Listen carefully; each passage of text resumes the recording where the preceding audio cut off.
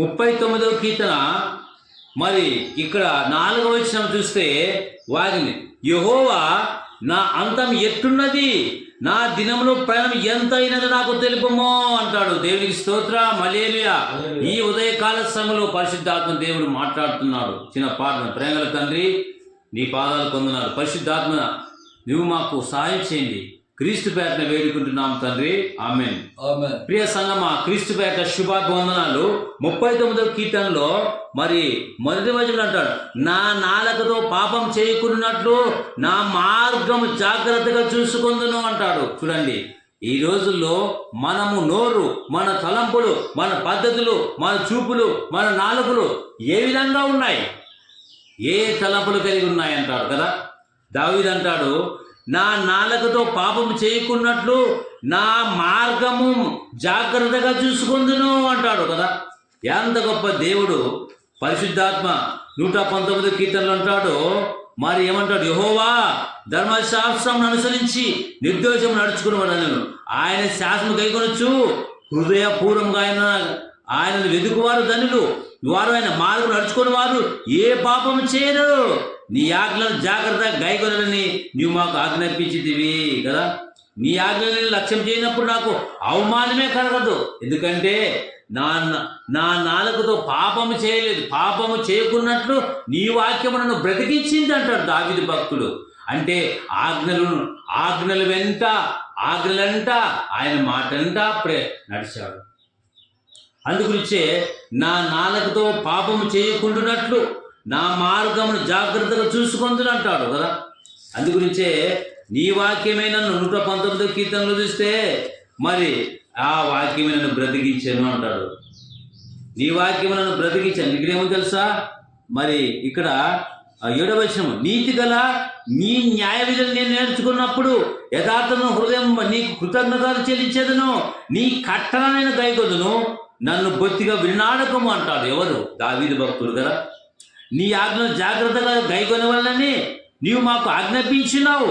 ఆహా, నీ కట్టలను గైకొన్నట్లు నా ప్రవర్తన స్థిరపడి ఇండున ఎంతో మేలు. నా ప్రవర్తన పరివర్తన కావాలా? ఈనాడు మంచి ప్రవర్తన కావాలా? నోటితోనా మరి నాలుకతోన పాపం చేయకుండా నా ప్రవర్తన, నా మార్గము జాగ్రత్తగా చూసుకుంటాడు దావీదు.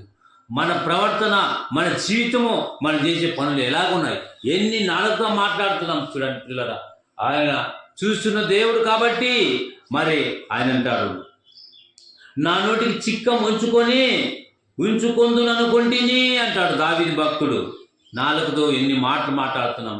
నాలుగుతో నా పాపం చేయకుండా మరి నా మార్గం జాగ్రత్తగా చూసుకుందని అంటాడు. ఎందుకంటే దేవుని వాక్యం చెప్తుంది, నీ వాక్యమే నన్ను బ్రతికించేను అంటాడు దావీదు మహారాజు. మరి ఈరోజు నన్ను కదా.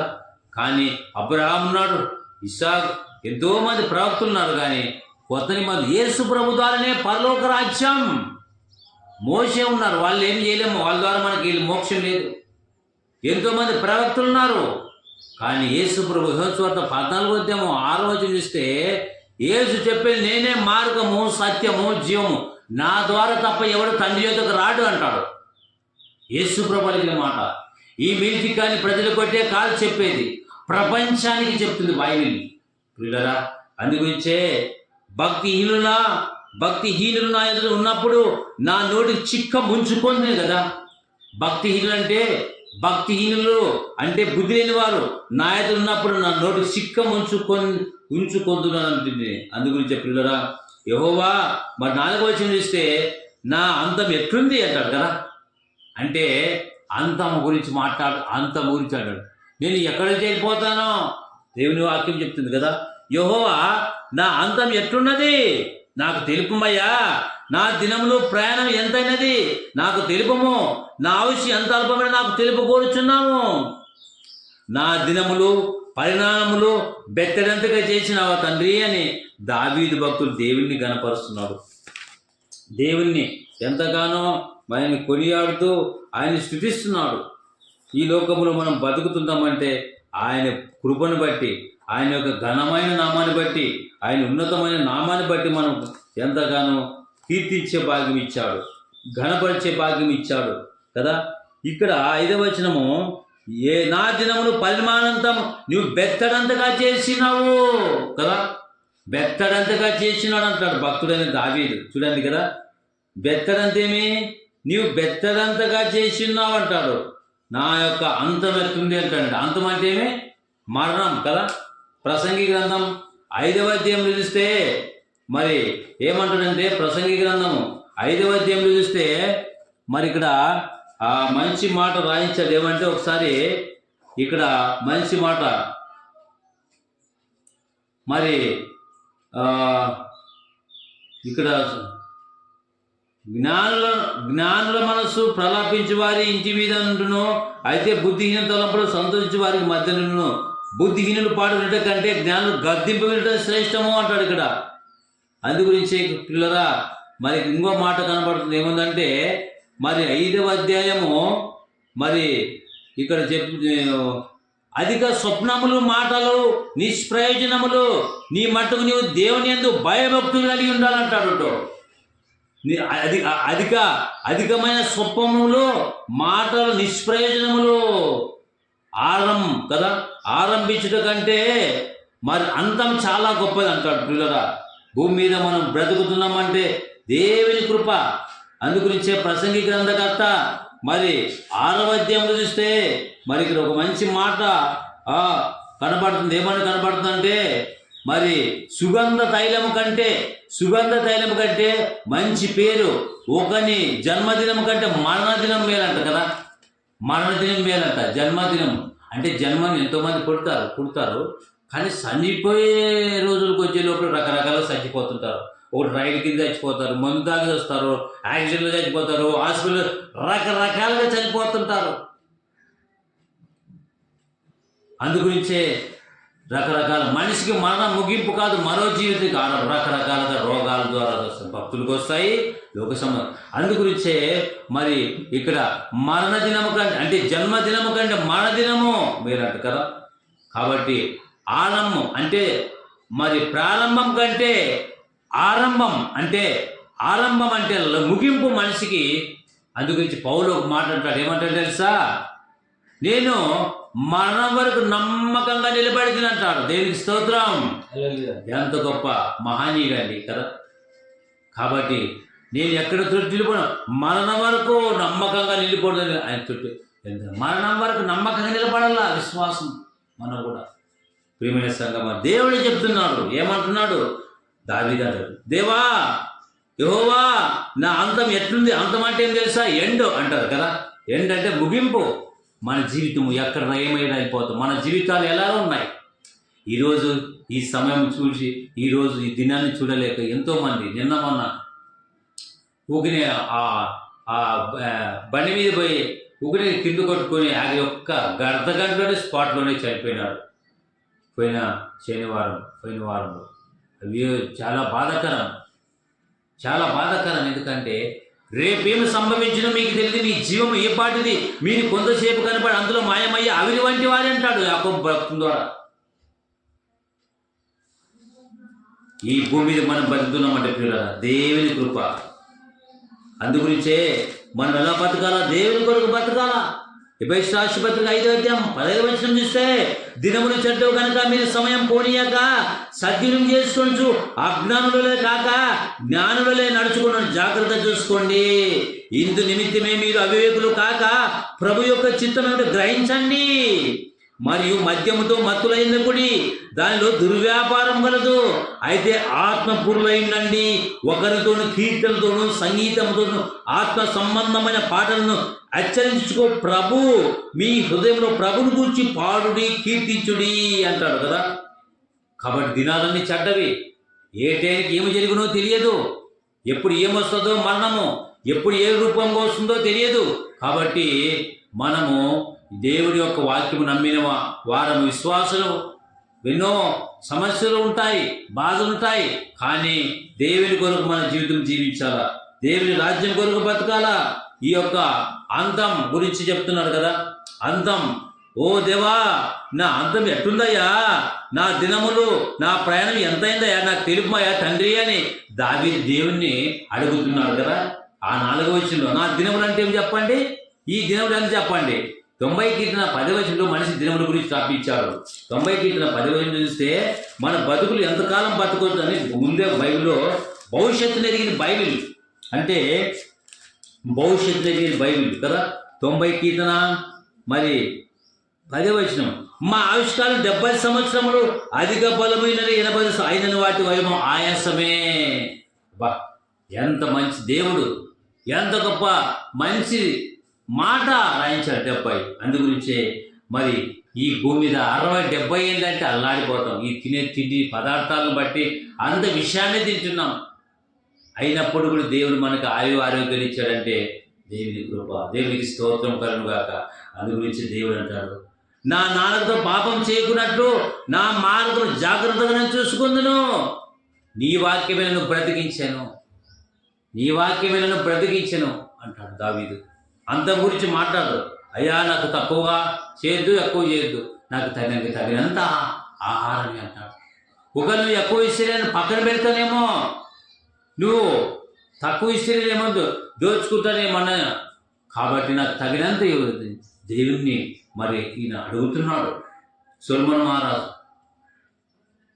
కాబట్టి తగినంత నాకు అంటాడు. అందుగురించే మనకు కావాల్సింది ఆత్మ సంబంధమైనటువంటి జ్ఞానం పిల్లరా, ఆత్మ సంబంధమైనటువంటి జ్ఞానము, ఆత్మ సంబంధమైన జ్ఞానము గురించి దేవుని వాక్యం యాకోబు రాసిన పత్రిక 1వ అధ్యాయంలో 5వ వచనం చూస్తే ఒక మంచి మాట ఉంది. మీలో జ్ఞానము కొదవగా ఉన్నదా అది అడగండి, నేను ధారాళంగా ఇచ్చేది గద్దింపుకోండి ఇస్తాను. మనం ఏమని ఇస్తే గద్దిస్తాం. ఏ దేవాది దేవుడు మరి పరిశుద్ధాత్మ వరాన్ని కూడా ఫ్రీనే ఇస్తాడంట, అంటే గద్దింపుకు ధారాళంగా ఇస్తాడంటారు కదా. ఎంత గొప్ప మంచి మాటలు మాట్లాడుతున్నారు చూడండి కదా. ఈ లోకంలో అటువంటి మాటలు చెప్పేవారు ఎవరైనా ఉన్నారంటే ఎవరు లేరు. జ్ఞానం ఇస్తానంటాడు, పరలోక రాజ్యం ఇస్తానంటాడు, నిత్య జీవం ఇస్తానంటాడు, మరి ఆయుష్ని ఇస్తానంటాడు. మరి దావీదుకు రాజ్యాన్ని ఇచ్చినాడు భూలోకంలో, 2వ రాజు ఇశ్రాయేలుకి. ఇంతమంది గొప్ప దావీదు తను తగ్గించుకున్నాడు. దేవా 63 ఓట్లు, దేవా నా దేవుని నీవేనయ్యా. వేకుని వెతికాడు. ఎందుకు వెతికాడు? నా బలము నా శక్తి ఏం లేదయ్యా అంటుంది. 23 దేవా నా దేవుడు నీవే వేకుని నేను వెతుకదను, నీ బలమును నీ ప్రభావం చూడవలనని పరిశుద్ధాలను నేనెంతో ఆశతో నీ తట్టు కనిపెట్టున్నాను. నీళ్లు లేక ఎండిన దేశమందు నా ప్రాణం నీ కొరకు ఆశపడుతున్నదంట కదా. హల్లెలూయా. ఎంత వండర్! ఎక్కడ దొరుకుతుంది మాట? నీళ్లు బాగా అలసిపోయింటాం, దొప్పుకొచ్చినప్పుడు గుట్టుకొని మిగుతాం. అది తగ్గ చేత అబ్బా కూలబడినప్పుడు దేవుడు ఎంతో ప్రశాంతిస్తాం. అట్లాగా దావీదు భక్తునికి వాక్యం అంటే అంత ఇష్టమైంది.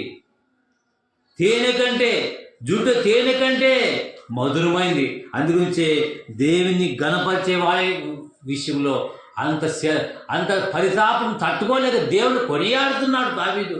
అందుగురించే 40 దొప్పి నీటి వాగులకు ఆశపడ్డ దేవా నీ కొరకు నా ప్రాణం ఆశపడుతుంది. మనం ఇప్పుడు ఏం తెలుస్తారా? ఏమి తినాలా, ఏమి తాగాలా? లోకం సమాజం గురుకాట పాలాట, ఏమి తిందామో ఏమి తాగుదామో ఇదే దీని గురించి, ఈ పొట్ట గురించే చూస్తాం. ఎన్ని బాయిలు తింటాము, ఎన్ని బాయిలు నీళ్ళు, ఈ బాయిలన్నీ కూర్చొచ్చి ఈ బాయిని గుణసలేదు. ఈ బాయిలు ఎన్ని చికెన్ నీళ్ళు తింటో మటన్ చికెన్ నీళ్ళు, కానీ ఇది గొంతుకు పోయేంత వరకు బాయిలు నింపాలి 3 పూటలు నింపాల్సింది. బాయిల్ కూటి కొరకు కోటి విద్యలు చేస్తున్నారు, కానీ పరలోకం వాక్యము నీ వాక్యమే నన్ను బ్రతికించానంటారు దావీదు. దేవునికి స్తోత్రం. హల్లెలూయా. అందును బట్టి దేవాది దేవుడు మాట్లాడుతున్నాడు, నా కుమారుడు నా సొత్తు అంటాడు. అందుగురించే దుప్పి నీటి వాగులు ఆశపడ్డ దేవా నా ప్రాణం నీ కొరకు. ఎవరి కొరకు అంట? నీ కొరకు. ఈ కొద్ది మనం ఎవరి కొరకు ఆశపడుతున్నాం? ఎందుకు వచ్చాము? దేవుని సన్నిధానం ఒక్క దినము గడపడం 1000 దినాల కంటే ఇస్తాము. 1000 దినాలు ఒకరు చేస్తారు దేవుని సన్నిధానంలో. అందుగురించే దేవా నీ కొరకు నా ప్రాణము ఆశపడుచున్నది, నా ప్రాణము దేవుని కొరకు తృష్ణ కొనుచున్నది. జీవం గల దేవుని తృష్ణ కొనుచు. దేవుని సన్నిధి నేను ఎప్పుడు వచ్చేది, ఆయన సన్నిధి నేను ఎప్పుడు కనబడి, నీ దేవుని సన్నిధానికి వచ్చి ఎప్పుడు కనబడతానని ఆయనకు ఎంతో ఆకాంక్ష, ఆశ ఉందంట. అందుగురించి ఆయన అంటాడు అయ్యా నేను ఇంత చేశాను, నా అంతం ఎట్టుంది, నేను ఎలా చనిపోతాను, నన్ను ఎలాగ చనిపోతాను, నా పరిణామం ఎంతుంది, నా దినములు ఎంతుంది, నా ప్రయాణం ఎంతుంది, మరి నాకు తెలుపాయి అంటారు కదా. మనం కూడా భక్తులకి దావీదు, ఇశ్రాయేలు మరి ఎవరు యూదా, మరి పౌలు ఎంతో రకరకాలుగా ఈ లోకం నుంచి చనిపోతారు. దాన్నే నిద్రించుట, పిలుపునందుట అంటారు కదా. ఈ లోకంలో పిలిస్తే తండ్రి అక్కడ కొట్టాలి మన పాయింట్, పరదేశం కొట్టాలి. అందుగురించి మనిషికి మరణం ముగింపు కాదు, మరో జీవితానికి ఆరంభము. శరీరం మట్టి నిష్ప్రయోజనం, ఆత్మవేద. అందుగురించి అంటాడు భయపడి, దేవా నా అంతం ఎట్టున్నది, నా దినంలో ప్రయాణం ఎంతైనా నాకు తెలుపుము, నా ఆవిష్కాలము ఎంత అల్పమైనదో నేను తెలుసుకొని కోరుచున్నాను. నా దినంలో పరిమాణం నువ్వు బెత్తనంతగా చేసుకున్నావా, నీ సన్నిధిని ఆవిష్కారం లేనట్టే ఉంది తండ్రి. నా ఆవిష్కాలం, నా బలము, నా అన్ని నీకు ఇస్తాను. నా ఆవిష్యం ఎంత చెప్పయ్యా, నేను ఎలాగా చనిపోతానయ్యా, ఎట్లుందయ్యా నా ప్రయాణం అని భక్తులు దావీదు గొప్ప రాజు చేశాడు, గురిలు కాసిన. అట్లాగా మనం కూడా ఈ యొక్క సమయంలో దావీదు వలె దేవుని స్తుతించాలా, దావీదు వలె దేవుని కొనియాడాలా. అందుగురించే 6వ వచనం చదువు ముగించుకుందాం పిల్లరా. ఈనాడు మనుషులు ఎట్టిందారట, మనుషులు వట్టి నీడ వంటి వారై తిరుగులాడుతున్నారు. వారు తొందరపాటి గాలికే కదా, ధనం కూర్చుకున్న వారు అది ఎవరికి చేతికి వారికి తెలియదు. ప్రభువా నేను దేనిని కనిపెట్టుకున్నానంటే నిన్నే నేను నమ్ముకున్నాను. ఎవరు నమ్ముకున్నానంట? నిన్నే నమ్ముకున్నాడు దావీదు. ఈ ఎవరు నమ్ముకున్నారు? ధనం నన్ను నమ్ముకొని వాడు పాడైపోతాడంట. అధికారులు ధనాన్ని రకరకాలుగా లోకంలో ధనాన్ని నమ్ముకునేవారు, దేవుని కంటే ఎక్కువ ఏది నమ్ముకునేవారు ఏమైపోతారట? పాడైపోతారు. దేవుని నమ్ముకున్న వాళ్ళకి పరలోక రాజ్యం, దేవుని నమ్ముకోకుండా లోకాన్ని నమ్ముకుంటే నష్టపోతారు. అందుకొచ్చే లోకములో శరీరాశ, నేత్రాశ, జీవబ్రహ్మము అవి లోక సంబంధులవే. లోకం దాని ఆశలు గతించును, దేవుని చిత్తం జరిగించేవాడు నిరంతరంగా నిలుచును. దేవునికి స్తోత్రం కలుగును గాక. హల్లెలూయా. పిల్లలు ఆలోచించండి, ఒకసారి మనసు పెట్టి ఆలోచించండి. అందుగురించే మనిషి ఒట్టి నీడ వంటి వారు తిరుగుతున్నారు. వారు తొందరపడే గాలికే కదా వారు ధనం కూర్చుకుందరు కానీ అది ఎవరికి చేజిక్కుని ఎవరికి తెలియదు. కాబట్టి ఈ బతుకులు దేవుని మహిమార్థంగా బతుకులు. దావీదు అంటాడు, ప్రభువా తండ్రి నా అంతం ఎట్లుండి నాకు దినములు, మనం ఏ రూపంలో చనిపోతామో, ఏ రూపంలో మరణం సంభవించగలుగుతారు. కానీ మరి దావీదు నా అంతం ఎట్లుంది తండ్రి అని దేవుని అడుగుతున్నాడు. దావీదు భక్తుడు ఈ కొద్ది కాలంలో దేవుని మహిమార్థంగా మనం బతుకుతామండి. మరణ బంధకాల నుంచి, మరణ ఛాయల నుంచి మనం నడిపించి, కాపాడి, కరించి ఈ స్థితిలో ఉండి సువార్తమానం ప్రకటిస్తామంటే దేవాది దేవుడు మనకిచ్చిన కృప. ఎంతో మంది రాలిపోతున్నారు. మనం ఒక ఆయన అన్నట్టుండే ఊపిరి పడినాడు, బండికి తగిలిచ్చినా రాలిపోయాడు. ఊపిరి అరగంటకే కాలగర్భంలో. అందుగురించే మరి రాలిపోయినాడు. ఒక్క క్షణం పాతానికి పోతారంట. యోగ 21లో చూస్తే మనుషులు ఒక్క క్షణం తీరిపోతే భూమికి పాతాళం. పరదేశి మంచోళ్ళకి, పరదేశి చెడ్డోళ్ళు వేదనకరమైంది. భయంకరం, నరకం. హాస్పిటల్ నరకం, అబ్బా నరకం అంటారు. భూమి మీద మనం బతుకుతున్నామంటే దేవుడు మనకి ఇచ్చేది. ఆ వీడియో చూస్తే భయంకరమైన మరణం చూస్తే బాధాకరం, వేదనకరం. ఎంతో అంగలాలకు వేదన పడదు. బతికినప్పుడు దేవుని వేడుకోరు. ఆ వీడియో చూస్తే మనకు అర్థమైంది. ఒకసారి చూసి ఆలోచిస్తాం.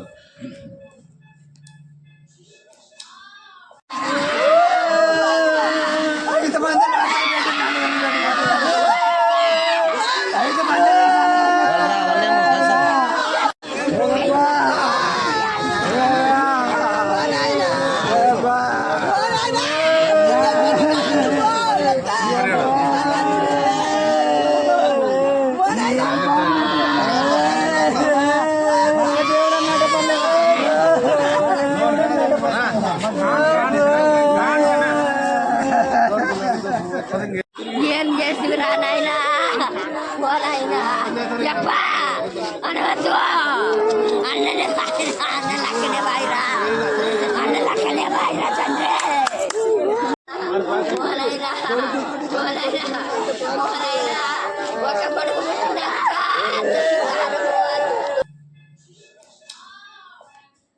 పిల్లరా మనం చూసాం, గ్రహించాం, విన్నాం. ఆ వేదనకరమైన స్థితిని, ఆ బాధకరమైన స్థితిని చూస్తే ఎంతో బాధన, కన్నీళ్లు, వేదన వస్తాయి. అందు గురించి నీవు సాగు రాకముందు సత్యం తెలుసుకుని నిజమైన లోకరక్షణ నమ్మండి. ఏ విధంగా యాక్సిడెంట్లో ప్రయాణమైన వాళ్ళు ప్రయాణాలు ఎన్నో రాలిపోతుంటారు, బండి యాక్సిడెంట్లు పోతుంటారు రకరకాలుగా. కాబట్టి మన జీవితంలో దేవుని కనపరుస్తాం. అంతలో ఉండి అంతలో మాయమై ఆవిరి వంటి వారే ఒకసారి మన జీవితాన్ని పరిణం చేసుకున్నాం. చూశారు, విన్నారు, గ్రహించారు కదా. ఈ మాటలకై ప్రార్థన చేసుకున్నాం. ప్రేమల తండ్రి, నీ పాదాలు వందనాలు. నువ్వు 39వ కీర్తన నా అంతం ఎట్లుందని భక్తుని దావీదు చెప్పారు. దేవా, మీరు మాకు సహాయం చేయండి. ఎంతో మంది ఈ లోకాన్ని విడిచిపెట్టి రాలిపోతారు. దేవా, నీ పాదాలకు స్తోత్రం నాయనా ప్రభువా. ఆశ్చర్యకరుడానికి స్తోత్రం. ముఖ్యంగా మా దినములు, మా పరిణామం ఎట్టుందని భక్తుని దావీదు చెప్పారు. ప్రయాణం ఎంతుంది, ఆవిష్యం ఎంతుంది అని భక్తుని దావీదు చెప్పారు. ప్రభువా సాయించి ప్రభుత్వం మనం వేడుకుంటూ యేసు ప్రభువా, యేసు ప్రభు నామములోనే మరి ఎంతగానో మాకు ఇటువంటి దైవవర్తమానం ఇచ్చినందుకు ప్రభు చూపాడు. దేవా, ఇంతపైన వాక్యం వృధా కాకుండా అందరి హృదయాల్లో పరిచయం ప్రభు చూపండి. ఎంతో మంది బస్సులు, ట్రైన్లు, వాహనాల్లో ఎంతో మంది తప్పదాగి లోక సంబంధంగా బతు వ్యర్థమైన కాలం గడిపేవారు. వాళ్ళందరూ మార్చండి. దేవుని పక్కన పెట్టి బతి వాళ్ళందరూ మారు మనసు పొంది నీ పాదాల దగ్గర వచ్చి దయచేయండి. రక్షణ నిలవానికి రక్షణ కల్పించండి. కృప చూపండి స్వామి. అయ్యా, నీ పాదాలు పొందనాలు సాయించండి. కృప చూపమని వేడుకుంటే విత్తపడిన వాక్యం వృధా కాకుండా అందరూ హృదయాలు ఫలించమని, ఫలించేటట్టు కృప చూపమని యేసును బట్టి ప్రార్థిస్తున్నాం తండ్రి. ఆమేన్.